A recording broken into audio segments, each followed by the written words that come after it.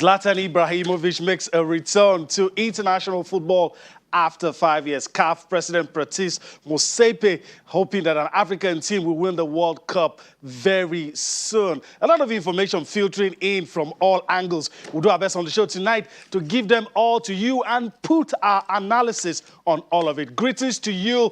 Thanks for joining us on the show tonight. I'm Yemi Adebayo. Will be talking to you on a whole lot of issues, some that I've already talked about.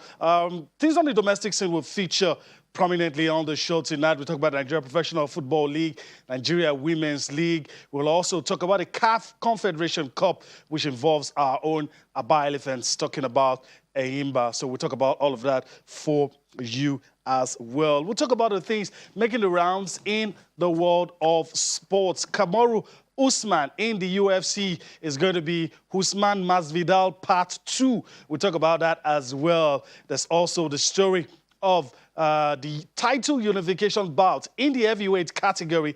Anthony Joshua and Tyson Fury all confirmed, except with the little detail of the date and venue. But as far as signing goes, what we hear is that a two-fight deal has been agreed by both parties. Of course, Frank Warren, the promoter handling Tyson Fury, doesn't like the fact that Eddie Hearn has gone to town with the news, but he doesn't dispute the fact that a two-fight deal has been signed. So that's the outlook of the show tonight. Let's quickly bring you into all that we're doing. Of course, in sports, there's always many things to talk about. So that's it. Send us a mail, Sports Tonight, channelstv.com. Get across to us on Facebook, Channels 7 Sports, on Twitter, @channels_sports is how you can be a part of the show tonight. Tweet at us. Let us know how you feel. Get across to us. Let's know your thoughts. Let's feel your pause tonight. Let's feel your pause. Let's know how you feel about all the things we have mentioned already. Perhaps there's something you want us to talk about that doesn't get mentioned, that doesn't get talk time. You can also let us know. We'll do our best to shift in that direction. Okay, so let me quickly introduce my partners to you on the show. Of course, there's someone with me right here in the Lagos studio. Kehinde Idris joins me this lovely Tuesday evening. Kehinde, it's always good to have you with me every Tuesday. Yeah, it's always good. It's become like a tradition, like, you know, something that shouldn't be mistaken. And it's always very enjoyable. That 1 hour, 50 minutes is always very enjoyable. All right, so what gets you talking? A lot I that we think, have talked about. Yes. I think everything. Motsepe is really dreaming big. And I like the fact that he's mentioning something as huge as African team winning the World Cup very soon. Now, why I see that as very laudable, I think little things takes us off winning huge things like the World Cup, like the Olympics and all of that. It's just putting those little things in place. What is happening in the African front, that is our clubs, our football at home, before we now take it out. If all those things are being put in place, you put all federation presidents on their toes, they get to do the rightful things. I think we're not so far. It's not like these continents are way more talented than what we have in Africa, but talent is never enough. Okay. You need other things to partner. Then also, Warren coming out to talk about, you know, announcement about the double header or, you know, 2 takes for the unification bout, Tyson Fury and Joshua. I guess probably there is a way he also wanted to announce it, and Eddie Hearn has taken the old shine off Taking it. the wind off the sail. You know, we're going to talk about all of that as we move on on the show, probably in the later part of the show, because it's worth talking about. It's very and also, Jorge Masvidal and Usman. Kamaru Usman also. Take 2. I'm a little scared about Masvidal. The other time, he didn't have much time to prepare, and that was his excuse. And so we'll see what's going to happen. But towards the end of the show, we'll do that. But we want to start from home today and talk about the Nigeria School Sports Federation and what they've been up to recently. The Nigerian School Sports Federation organized a seminar for the purpose of deliberating on the development of sports in Nigerian schools. We've seen a lot of situations where a lot of bodies that their activities have been on the low, if I can say it that way. coming up these days, trying to bring back the glory days. And of course, the program attracted school sports coordinators, primary and secondary school sports officers from 36 states and the Federal Capital Territory. And when I hear things like this, I'm very happy. But Kennedy, what we're going to do now is just take a brief pause, take a look at the report that has been put together on what happened today, the seminar. The purpose is to chart the way forward when we're talking about school sports in Nigeria. So let's view that report and come back for more on Sports Tonight. Dance competition. In keeping with its mandate of developing and promoting sports in primary and post-primary schools, the Nigeria School Sports Federation brings its coordinators to Lagos for a brainstorming seminar. The seminar, tagged Repositioning School Sports Through Strategic Management, seeks to update the coordinators with globally acceptable tools for effective management of school sports. School sports is the bedrock of sustainable sport development across the globe. And it is important that we keep handlers of student athletes, we keep them abreast of globally acceptable tools. We can't keep doing things the way we used to do them before. Things are changing. This sports industry is evolving. So in that sense, we should ensure that the handlers of our school students are deep. They have all that it takes, because it is what you have that you can give. So it is very important that we ensure that we continue to keep them up to date.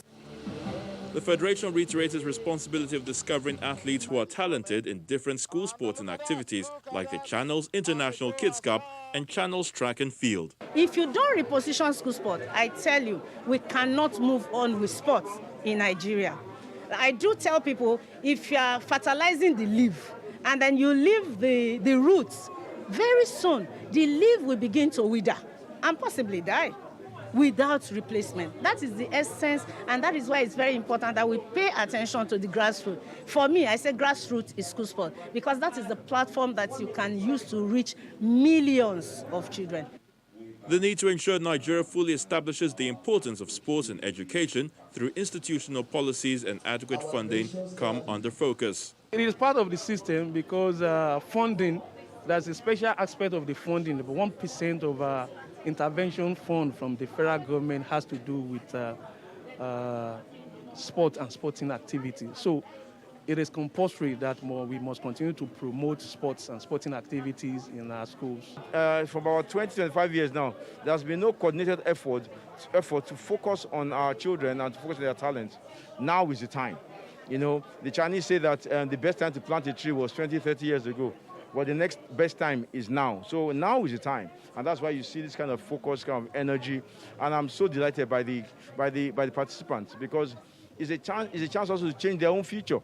You need to develop capacity in your own chosen specialty so that serves you in good stead on the long run. And so all those things are combined to make sure that we keep evolving as a sports community to get the best out of our children. The Nigeria School Sports Federation says it will continue to engage the coordinators and sports officers in talent identification so that schools will create a pool of athletes that Nigeria can always draw from. All right, welcome back. So that's it. That's the report on the activities of the Nigeria School Sports Federation. And you saw a lot of people there, I mean, had their own input, and a lot was said. And as we always say on this show, we hope that it won't end with the deliberations. We're beginning to see all of these meetings, the dividends of these meetings and these yielding reports. I mean, it was like an all-star cast. Yes. We're seeing a lot of notable faces, people associated with sports, people who could be a driving force if all of them put their energy into all of this. I like when you say it's a star cast. It wasn't just we're talking sports, we're talking school, we're talking youth, we're talking children. And I saw, people who are the who is who from all of this ground. Shola Yekpeku, Wahab Alawiye, King, that has to do with the foremost man when it comes to education for kids in Lagos State. You can see all of these angles. Everybody has to put all hands on deck. Now you're bringing a sporting idea to schools. The school persons should be, there. The sports person should be there. And then you're talking kids. Whoever has to do with developmental, for children should also be there. And they are all here. They've spoken. You said something very marquee. Hope is not just all talk and no doing. We want to see, as much as it's so beautiful to see, when it will be the most very, very, lovely is when we now see activities happening. Yeah. And it's long overdue. Yeah. It's been taking off, in our development, in our sports, where children has the energy, youth have the energy for sports, and then you let them go past probably their hay years. Their prime. Basically. And then later part, they now start to struggle for things that needs to do with youthfulness, with their prime. So it is time for us to go back to those days. I was with some persons this afternoon, and they said, do you know when we're in primary school, amongst us, as little as we are, we know the players who are good.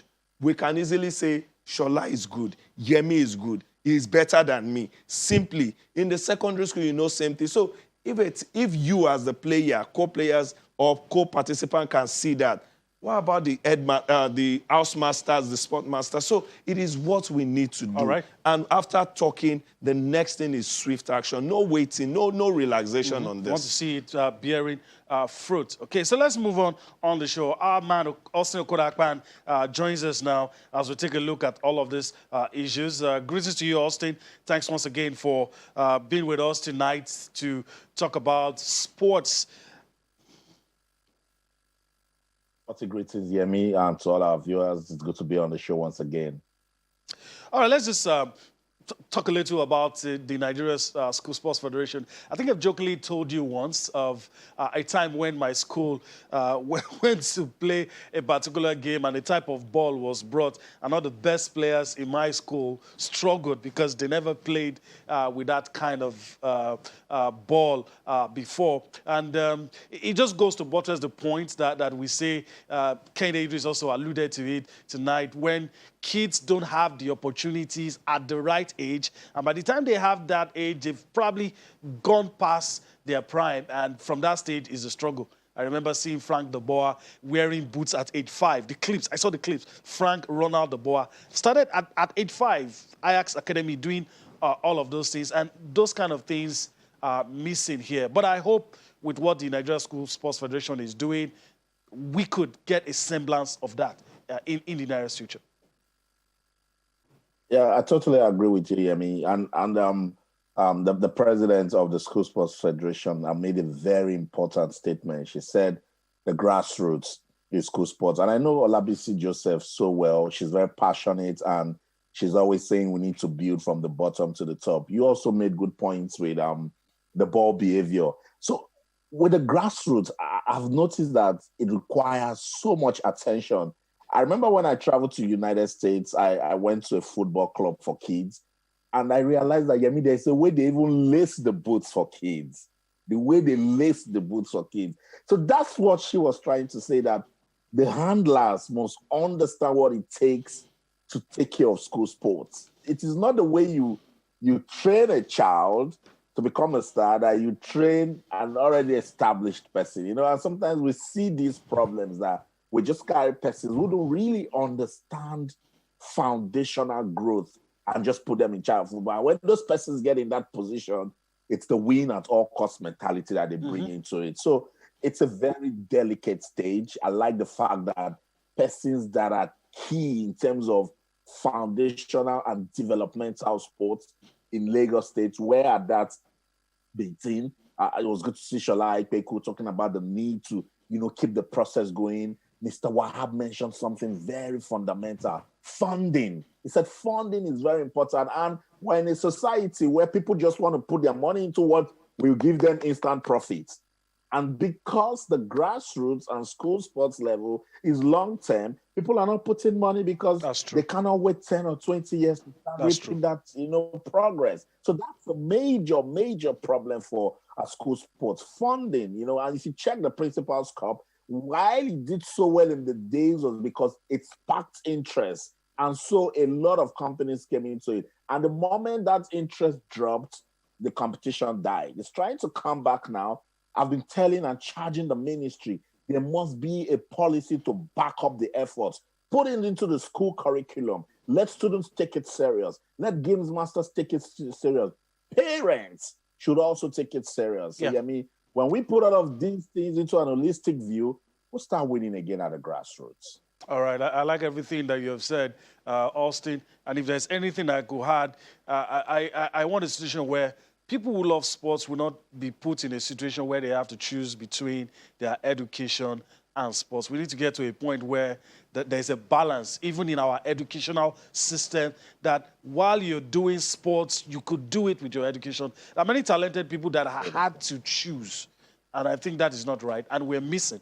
We're missing because people who could be educated had to choose between going to school. I mean, I can list a number of names of people who probably could. I want to quickly paint a scenario. When I was in the university, there were NUGA games, and we had sport representatives go represent the school, and they got back, after the sport on a Sunday.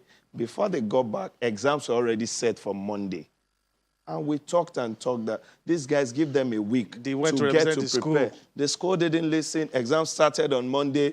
Whether you perform well or not, it's nobody's business. Tell me tomorrow if you ask that young man, that young girl, school or sports or academic, you say, this one why I don't fail. Please, let me stay with my academics. All right, so that's it. An interesting discussion there. And hopefully the people are listening, the people who can make that change are listening, and we can start from the grassroots like Austin said. Guys, before we have a few minutes before we go on the break, so let's see if we can just quickly take out Nigeria Women's Football League and the NPFL. Let's just talk about those two things before we go. Let's talk about the ladies first. Ladies first, that's the right thing to do. Match day 10, there you have it on your screen. FC Robo take on Rivers Angels. Sunshine Queens take on Dreamstar Ladies. We hear that the coach is saying it's a turning point. We'll see if it's really going to be a turning point. That's why Amazons will be up against Royal Queens. Bayelsa Queens will take on Pelican Stars. Confluence Queens will take on Oshun Babes. Delta Queens will take on Ibom Angels. Edo Queens will take on Habia Angels. These are the fixtures for the ladies. Let me go to Austin quickly in a minute, if you can. Talk about the women's football. You look at these fixtures right in front of you. Possible outcomes. Yeah, Pelican Stars and Bayelsa Queens is another big fixture for women's football in Nigeria. Bayelsa Queens are on a roll. Pelican Stars come with a lot of historical, following. But I've said it over and over again. State government needs to know what they want to do with that women's team, fix the problems they have with funding and welfare, and they might just be fine. FC Robo and Rivers Angels will be a big game. I tell you this, Rivers Angels, they're still trying to, recover from what happened with Dreamstars Ladies. So they will be charged. And FC Robo understands that they need to, step up and give their all in that one. Edo Queens, Abia Angels, I'm also looking forward to it. This will be the second game Edo Queens will be having with our coach, Rolandson, all day after he was told to step aside by the state government because of poor results. They won their last game. If they win this one, they would say, I think the coach was the problem. The coach was the problem, let's see what they can do. Let's see what they can do against Abia Angels. But they've not said it should go. They're just trying to understand what's going on because the state government felt they invested so much in him and the team, and they're not seeing it. So it'll be a good week in the Nigeria Women's Football League. All right, so that's it. Kenny, quickly, in a minute. Yeah, I think added to that game for me will be Sunshine. I think probably Sunshine Dreamstars.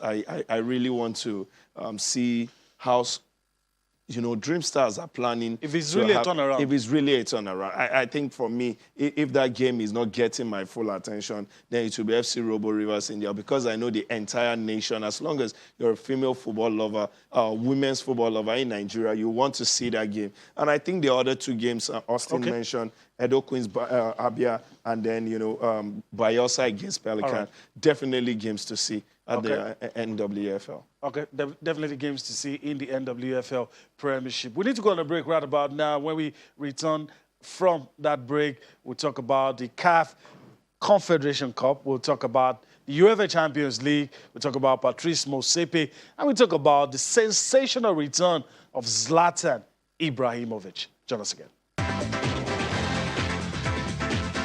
All right, welcome back. Let's quickly talk about the Nigerian Professional Football League games that will be played midweek. Let's quickly talk about, of course, the Aba Elephants will not be in action. You already know the reason why. Match day 16, Aqua United will take on FC Ifeanyi. Rivers United will take on MFM. Adamawa United will take on Abia Warriors. Kano Pillars. A lot of people didn't believe what happened to Kano Pillars the last time out. I don't know what happened.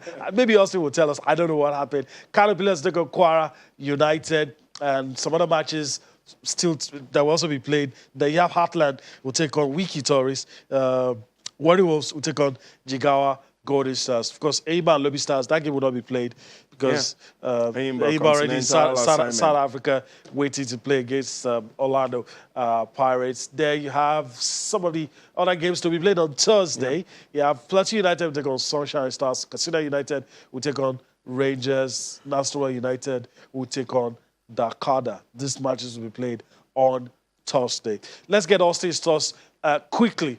I'll say in a minute or two because we have a long way to go. And so I want to touch base with everything we have on the show tonight. So I saw one of your tweets today, and okay, you would say that you would say that I would say you're always quoting me as saying for the obvious reasons, but I don't know which of the games get you talking. I think I know though, but let me allow you to say it yourself. So Yemi, if Aqua United, if I gets me talking, I know, it's because followers of the league, just like me, are trying to see if they've gotten over that accident. So it's normal, you know.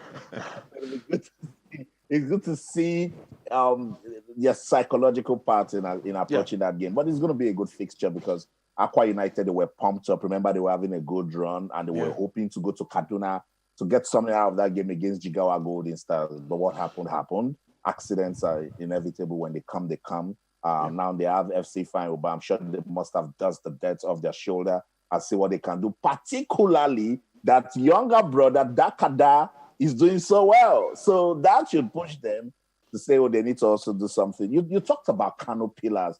I really don't know what's wrong with Kano Pillars. I think they're a very decent team. I think there's just something about mentality going on with that team that our coach Emmanuel has to fix. For instance, the way they left it, the way they always leave it late. I think it's almost the same problem they have that Plateau United is also suffering. Let's see what they can do against Kwara United. Kwara United should be a bit, disappointed. They still have their home form intact, still unbeaten at the Ilorin Sports Complex, but they are saying to themselves they must have won that game against Heartland. So let's see what they can do, going away to play Kano Pillars. Adamawa United and Abia Warriors, for me, these are the two teams that are enjoying good form at the moment. Yeah. So Abia Warriors, we say that they can actually go and get something from Adamawa United. And Adamawa United might also just turn them, So that will really get us talking. So I'm looking forward to it. But shout out to Abia Warriors, the way they turned their season around. Suddenly, they are beginning to rub shoulders with some of the guys up there. And it's a testament of the quality that Coach Imama Amakakagwa has as a coach. All right. Maybe ultimatums do work. Never can tell. Maybe it works. Who knows? Maybe they do. Maybe it works. Because the 3-match ultimatum, it was 3 points picked out of possible 9. Yeah. But the game just After after the 3 moment, matches till now, it's been different. It's been good. And there is something I've seen or I've said. When Abia Warriors want to score, they go all out like the Atalanta. They score goals in their numbers. And that is what we saw against Kano Pillars, pumping in 4 against a top. On a day like this, we'll always have to go in and out. We'll revert. You have a Champions League update quickly. Okay. Let's give that to you as we have it. Manchester City, of course, blazing the trail. From what I have right now, you have 1-0, but I think it's 2 now. But then you also have Real Madrid also against Atalanta. There you have the score on your screen. Yep. I'm very sure we're going to update for you. Interesting. Just where we're talking, the goals were coming in are plenty. Manchester City, Borussia Mönchengladbach put 2 goals past. They've put 2 goals past Borussia Mönchengladbach, and Real Madrid Atalanta is still goalless. So we'll always go back. I think the Real Madrid game is the game of the night. the Man City game looks like wrapped for me from the first leg. So this is like playing formality. Okay, all right. But like I said earlier, we'll always, Switching. If there's something to tell you, especially if you're not watching the game, we'll be your eyes. We'll tell you what's happening. Just sit back, relax. It's our job, and we're going to do it. That's why we're here. We'll let you know what's happening. And of course, we'll try to put the aggregate score to it. And I think I do agree with Idris that there you have it, just the aggregate score. 4-0. Manchester City are true. I mean, it's all over. They went to Germany, got a 2-0 win, and they were looking very comfortable in that game. There was nothing really pushy. And coming to England, the Atalanta manager saying, I think this is the game I want to see. Yeah. Now Atalanta have one thing at the back of their mind: just win go this and game. score. Just win. Any win will put you in good any stead. win. It's either you win and take the game to extra time and penalties. Not any. No, 1-0 will take you to penalties. That is why I said it's not a guarantee. It's not a guarantee, but it keeps you in the competition. Okay. 2-1, put it that way. 3-2, 4-5, whichever win, aside 1-0, you're through. Okay. So, all right. So let's leave it at that. We're pressed for time, so let's leave it. If anything I happens... just wanted to mention Atland in the MPFL game. The Atland Wiki Tourist. Also, I'm liking what Atland is doing, especially the coach, the working one, or, the producer. He calls himself the producer. Okay. Talking of Fidelis Ilechukwu. And I want to see I want to see them against a well-motivated team like Wiki Tourist. And I'm telling you, everything is gearing up for good days. Okay. All right. So that's it. Tomorrow we'll be here to talk about the results. Yep. Let's go to South Africa and talk about what is happening in South Africa. Our team, the Aba Elephants, who's carrying the hopes of Nigeria, the aspirations of football-loving Nigerians in the CAF Confederation Cup. Let's give you a confirmation. Of course, it's no longer news. They are already at the venue of where the game will be played.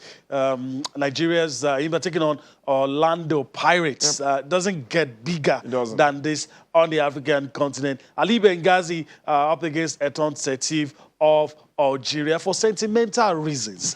I would love Ali Benghazi to get something from this game. I want a draw.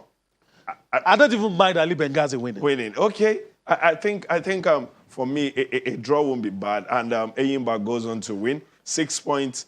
And a win for Eyimba as well, because they're going to play back-to-back against Setif. Ali Benghazi and Setif plays out a draw. It plays into our hands. Yes. Setif has 2 points. Benghazi has a point. Orlando Pirates has a point. Why Eyimba has 6 points? You can see based on the scenario we're talking about. Putting daylight, in between. So I think first thing, Eyimba do everything to win. Pirates are very beatable right there. Yes. We've seen it happen. This season, they've not been spectacular. It can be done. And you're well motivated. And the captain said it before the first game, even in the group stage. We know what to do. We know what this stage means. Talking about Ladapo. So we want to see them do it again. All right, I want to see them do it on the pitch. Austin is still with us. Austin, your thoughts on this one quickly. We're already painting a lot of scenarios. And I don't know, maybe you're one of those guys who would think I'm giving Eton Setif too much respect, but they do have a pedigree in CAF club competitions.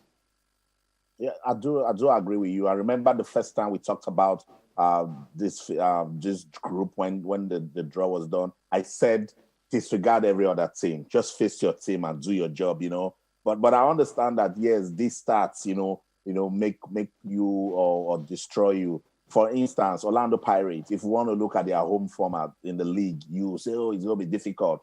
Because I'm just looking at it in the league, they've been dominant. But this is the CAF Confederation Cup, and it's a continental football. And if you put Eyimba on the map of African football, they deserve some respect, a lot of respect, in fact. So that is enough to distract their opponents. Eyimba just needs to stay focused, get the job done.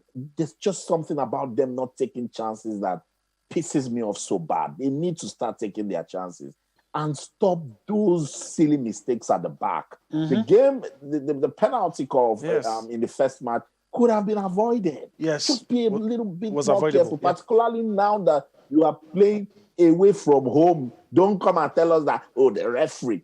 I have this footballer friend that always tells me, Austin, when we want to go out to play, and we know we can score 5 goals, we will not turn our back to say referee was against us. Let the referee award 3 penalties to your opponent, you will win 5-3. So do your job, Yeah. stay focused. I think they've got a good team. Orlando Pirates also has a good team, and they've been a good side in the last 4 or 5 years. So they Okay. command a lot of respect also. All right. So whoever wins that game tomorrow, I think we'll have a strong hold on the group.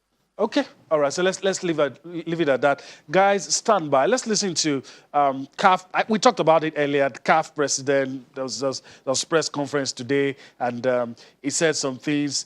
Kennedy is even saying the man sounds very ambitious. Yeah. 2 things quickly. He says, look, the African Cup of Nations will be held every 2 years. It's not going to be 4 years like FIFA has suggested. Yeah. So he just put his foot down. That is not going to change. And he also says an African team should win the World Cup very soon, and that it can be done. Let's listen to Patrice Motsepe say this. We'll come back to put our own spin on what he said and how possible it is for an African team to win in a time not too far from now. Where we are now, it has to be every 2 years. There's no doubt about that. Let me say something quickly.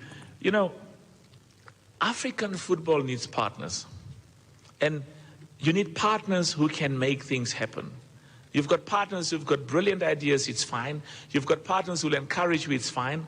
But we need partners who will be with us on the ground and in this practical, tangible, accessible manner, make a difference in Africa. So Infantino, in all of the discussions and his passion for African football, his commitment to African football, his partnership to make African football succeed, and the discussions I've had with him for quite some time, and that's why I can confidently say that I'm absolutely committed to work together with him, to partner. He's my brother. He loves Africa. And I need him to help us do the things we need to do for Africa. Just like I need the private sector, and we will be working with the other leadership in the other continents. And as we engage with them, my main obligation is to do what's in the best interest of Africa. I'm confident, I'm absolutely confident that over the next few years, African football will indeed become better, will improve in all of the areas that we discussed. And the bottom line is, it will indeed be globally competitive, and it will indeed be self-sustaining. We want, during the next World Cup, and also during the forthcoming World Cups, that African nations compete. And if you look at what we said in the manifesto, it's part of our plan that an African team must win the World Cup.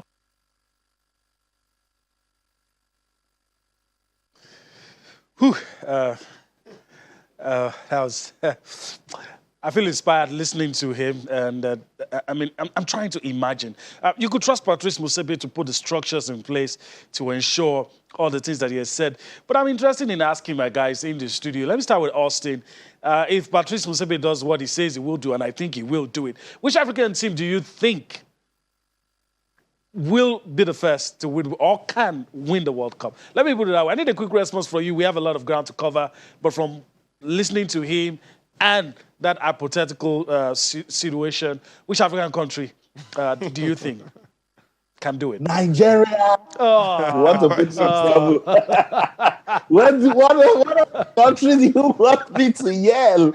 Nigeria, of course. But let me just quickly say, and it's important because they mentioned that in their manifesto. So it's good to walk the talk. And that's what he's doing. It's now in the media that Africa, he said, must win the World Cup. He said African football must be globally competitive. I love what he's doing because he's a businessman that has seen success and understands success.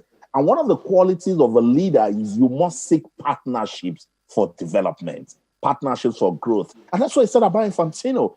I love that he's interested in African football. We love him too. But what he did was he told everyone that has been saying that this CAF would be a puppet to FIFA to shut up by saying that the AFCON will still stay every 2 years. Yeah, all right. Shut up. We know what we want to do. And he said that in doing that, they need purposeful partners. They need profitable partners. Yeah. And that's the repositioning that they want to give to Africa. So I think this FIFA is starting, this CAF board is starting off well. All right. We just need to watch and see, and then let every other member body key into their strategy, their vision, their focus. Yeah. Otherwise, if they are doing all the work up there and somebody is in another country and messing it up, in the end, when it comes together, it won't fit, which has been a major problem with football development in Africa. Okay, all right. Nice one, Austin. Kehinde Idris, I don't want to stifle you, but in a minute, if you can. Yeah, let me take it from this quote he said, just like in the private sector, one of the reasons why I supported his choice is the fact that this man is coming from a... No, why don't you start with which African team you think can win? Yeah, I'm going there. I'm going there. Okay. Yes, he's coming from that angle, and he's saying partnership all the way, especially the one that will be with us from, like, the thorough building grassroots, to the top. And he's already mentioning names. I don't want to go into, names that he mentioned. Then this man has stood his ground and all. And he mentioned an African country will win the Nations Cup as soon. Yes, I want to be as patriotic, but I would also mention some other countries alongside Nigeria, maybe the likes of Algeria, the likes of Senegal. I'm seeing some very young names in these countries that is making me, feel okay. Maybe if we look Algeria, we look Senegal, we look at Nigeria, average age maybe 25 thereabout. So you're talking of 4 years from now, you're talking of 6 years from now, we'll be talking of 31, 30. So we still have a good age that could do that. So maybe these three countries and the likes of maybe Cameroon. But like I said at the start of the program, little things is putting Africa far away from other continental, footballing teams. Okay, let's see if there's any update from the UEFA Champions League. Let's give that to you as we move on the show. The last time we checked, Manchester City still leading 2-0. That gives them a 4-0 aggregate lead. Real Madrid and Atalanta, it's still... Okay, Real Madrid are a goal up now, and it looks like it's going to be curtains for Atlanta because now they have to score 3. Yeah, they have to score. They have to. Okay, two will still be okay. 2 will still be okay. That's why we say any winning. And this is still the first half. 2 will still be okay. The first half. So Real Madrid still got a lot on them, but a big team would always be a all big right. team. So let's just leave tomorrow's game. Yep. Let's worry about today. We leave tomorrow's matches. We'll talk about tomorrow's matches tomorrow. Guys, let's quickly spend the remaining time we have on the show. While we're doing that, if there's something to report in the UEFA Champions League, we'll go back to it. But I want us to spend the few minutes we have left on combat sports. I want to go to Austin quickly. Today, we had the news, of course, one of the popular boxing promoters, Frank Warren, not happy with Eddie Hearn for taking the wind out of his sail by going public with the news that a 2-fight deal has been signed. Forgive me if I'm not as excited as a lot of people because we have heard this story many times. A couple of it has been signed. It has been signed. Now we also hear this has been signed. Date, venue yet to be confirmed. First, how excited are you? And 2, do you think we'll be back to where we were, where the two parties will still be negotiating? Or do you think we've gone past that? Well, I understand the cynicism around this fight between Tyson Fury and Anthony Joshua. I mean, everything is coming from that bad blood still waiting in that Deontay Wilder fight. Deontay Wilder wants that trilogy so bad. So what Eddie Hearn did is what a smart promoter will do. It's going to be a big fight for British boxing. And yes, it topped out the media here yesterday when it was announced. So the British press really pumping up this fight. They would like to see it because whoever wins that fight between Anthony Joshua and Tyson Fury could be acclaimed the best heavyweight in the world. No contest. So yes, Eddie Hearn was quick to go out and announce that one. I understand where Frank Warren is coming from. But the truth is, if we check it, we've seen 2 fights between Deontay Wilder and Tyson Fury. We would like to see a Tyson Fury and Anthony Joshua, and the British boxing community believe that it's going to do so much for both boxers, break the banks, are going to earn so much. I really do hope that this fight will happen. There are still some doubts hanging around it, but let's just hope that this time around they are for real. Okay. Yeah, I hope we'll not be back to the drawing table and negotiations will resume again. I just hope that's not it. Austin, I want to get your thoughts. It's going to be your parting shot on the show. Kamaru Usman, Jorge Masvidal, Part 2. How does it make you feel? I'm a little scared. Masvidal is a fighter that I respect, and the last time he stepped in on short notice. Now the man, the scary guy who has taken so many people out in his career, has time to prepare. But a lot of people said, giving Kamaru Usman credit for, taking on this fight to prove a point that beating Masvidal last time wasn't a fluke. That's what it is. And he has said that after his last fight that we should put some respect to his name, because if you look at the pound for pound ranking, he's not comfortable where he is. I love the fact that we're seeing part 2 of that fight, because Ogie went on and on that he didn't have the chance to prepare, that he should be commended for stepping in after Gilbert Burns announced was announced to test positive of COVID-19. So Kamaru Usman has a lot of points to prove. April the 24th. And I love this one because by that time, there'll be a full capacity. The fans are allowed to come to the arena for it. So both fighters will be pumped up. But I think Usman will run over this one again. Okay, all right. Austin, all our programs are recorded. We'll play this back. All right, but I want to thank you. I want to say thank you. Thank you for taking our time to be here with us. We'll do this again later in the week. All right, thank you so much. Always a delight to be on the show. Thank you. All right. Kehinde Idris, 3-word response. Kamaru Usman, Jorge Masvidal. I think it's a Kamaru Usman fight. Okay. All right. That's the end of the show tonight. First, I want to thank Kehinde Idris. Austin was with us earlier. Kehinde Idris, thank you for being on the show today. It's always lovely doing this with you. All right. Thank you as well for being a part of the show. It's a privilege to enter into your living rooms without knocking the door. It's a privilege we'll never take for granted. Thank you once again. We're back again tomorrow. I'm Yemi Adebayo. Bye-bye now.